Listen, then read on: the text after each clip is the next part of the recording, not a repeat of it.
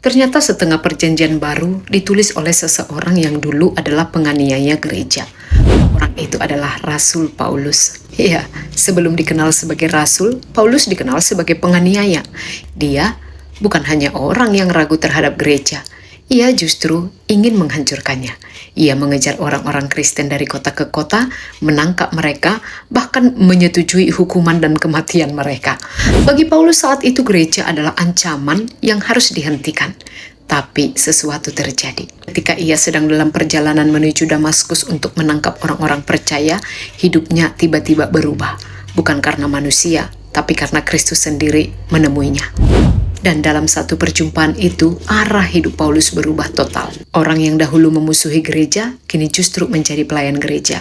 Orang yang dulu memburu orang Kristen, justru memberitakan Kristus kemana-mana. Dan dari perjalanan hidupnya itulah lahir banyak surat yang kemudian menjadi bagian dari perjanjian baru.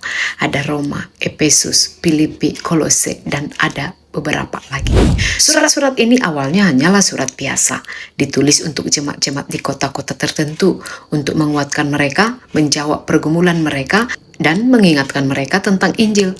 Dan siapa sangka, surat-surat yang dulu hanya dibaca oleh beberapa jemaat kecil, kemudian hari ini dibaca oleh miliaran orang di seluruh dunia.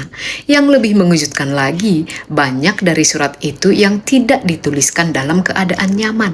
Sebagian ditulis saat Paulus sedang melakukan perjalanan panjang yang melelahkan. Sebagian ditulis ketika ia menghadapi penolakan dan penganiayaan. Dan beberapa bahkan ditulis dari dalam penjara. Bayangkan itu, seorang pria yang dirantai, tapi kata-katanya justru memberi kebebasan rohani bagi banyak orang. Seorang pria yang tubuhnya dibatasi tembok penjara, tetapi pikirannya menjangkau gereja di seluruh dunia. Dan mungkin disitulah kita melihat sesuatu yang indah tentang cara Tuhan bekerja. Tuhan tidak selalu memilih orang dengan masa lalu yang bersih. Kadang justru Dia memilih orang yang pernah berjalan sangat jauh darinya. Karena ketika anugerah Tuhan mengubah seseorang, perubahan itu bisa menjadi kesaksian yang kuat. Kisah Apostel Paulus mengingatkan kita satu hal yang sederhana tapi dalam.